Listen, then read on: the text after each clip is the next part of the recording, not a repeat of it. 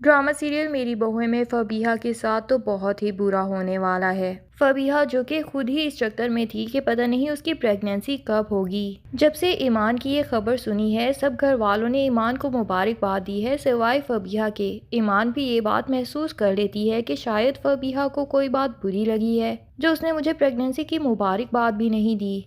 पर असल वजह तो यही है कि फबीहा चाहती थी कि घर में ये खुशखबरी सबसे पहले वही सुनाए। वैसे भी उसे यही आदत है कि सबसे आगे आगे वही रहे, हर चीज सबसे पहले उसी को मिले, फिर चाहे वो कोई तारीफ हो, कोई खुशखबरी हो या फिर किसी की मोहब्बत हो। पर होता इससे बिल्कुल उल्ट है। इससे पहले कि फबीहा को ये खुशखबरी मिले, उसकी माँ उसे ये खुशखबरी सुना देती है कि हमारे घर में एक और मेहमान आने वाला है, यानी कि तुम्हारा एक बहन या भाई। अब बेचारी फबीहा तो बहुत ज्यादा गुस्सा हो जाती है और माँ के ऊपर चीखना चिल्लाना शुरू कर देती है और उसे उल्टे सीधे मशवरे देती है। लेकिन माँ भी अपनी जिद पे कायम होती हैं और कहती हैं कि हमें खुदा ने तुम्हारे बाद ये खुशखबरी अब जाके दी है, और वैसे भी तुम्हारे जाने के बाद हम दोनों मियाँ बीवी बिल्कुल अकेले हो गए थे, तो अब ऐसी किसी खुशखबरी की हमें वाकई ही जरूरत थी। मैं इसलिए कुछ भी उल्टा सीधा करने वाली नहीं हूँ। फबीहा माँ से नाराज होकर वहाँ से चली जाती है वापस ससुराल, और किसी को भी ये बात बताना नहीं चाहती। लेकिन पता नहीं कैसे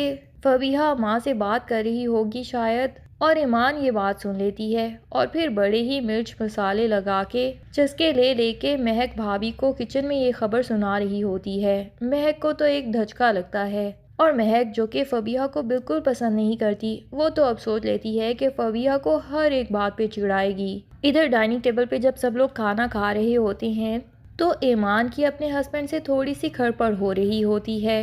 अंबर बेगम सुना देती हैं कि क्या बच्चों की तरह लड़ रहे हो। तो इससे पहले कि कोई और कुछ जवाब दे, महक कह देती है कि बड़ों की तरह लड़ने से तो अच्छा है कि बच्चों की तरह ही लड़ लिया जाए, वरना कुछ लोग तो भरे बाजार में ही हाथापाई भी शुरू कर देते हैं। अब इस बात पे तो फबीहा और अलमीर के कान एक साथ खड़े हो जाते हैं और अलमीर के शक्ल पे भी उल्टे सीधे एक्सप्रेशन आने शुरू हो जाते हैं। वो जानता है कि फबीहा इस बात को ऐसे ही जाने नहीं देगी, बल्कि इस बात पे भी अलमीर से अच्छी खासी शक्ल बना के रखेगी और उसे मुश्किल से इसे मनाना पड़ेगा।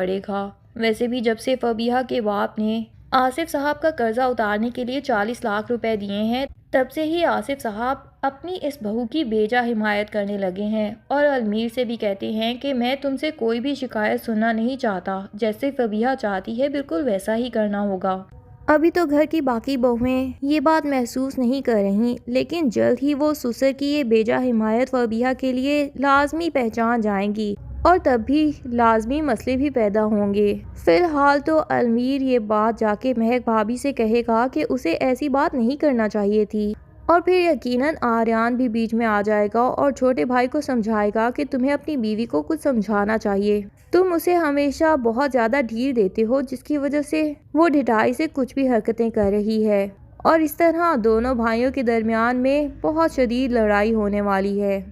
दूसरी तरफ शाहवीर के पीछे वो लड़की हाथ धो के पड़ गई है जो कि दुकान पे बार बार चक्कर लगाती है। अभी भी शाहवीर को कॉल करके कहती है कि मैंने कुछ ड्रेसेस मंगवाए थे, तो शाहवीर कह देता है कि आप दुकान पे चले जाइए, वहीं पे ही वो ड्रेसेस मौजूद होंगे। लेकिन वो लड़की बड़े ही ठरकी अंदाज में कहती है कि दुकान पे वो चीज़ मौजूद नहीं है जो मैं वहाँ देखने गई थी। अब शाहवीर भी इतना बच्चा तो नहीं है, वो भी समझ ही जाएगा कि ये लड़की मुझे बिला वजह ही लाइन करवा रही है। और फिर शाहवीर तो खुद भी थोड़ा ठरकी है, इसीलिए तो इतनी खूबसूरत बीवी होने के बावजूद वो उस लड़की की तारीफें कर रहा था। अब जब वो लड़की खुद ही फंसने के लिए तैयार होगी तो यकीनन शाहवीर भी उसकी तरफ दोस्ती का हाथ बढ़ा ही लेगा। पर बहुत जल्द ईमान भी इन दोनों को बात करते हुए और हाथ में हाथ डाले खड़े हुए देख लेगी। तो फिर क्या मसले मसाइल पैदा होने वाले हैं, ये सब जानने के लिए ड्रामे की अगली एपिसोड्स का इंतजार कीजिए। तब तक के लिए अल्लाह हाफिज। वीडियो पसंद आए तो लाइक एंड कमेंट जरूर कर दें और चैनल को सब्सक्राइब करना ना भूलिए। Thank you.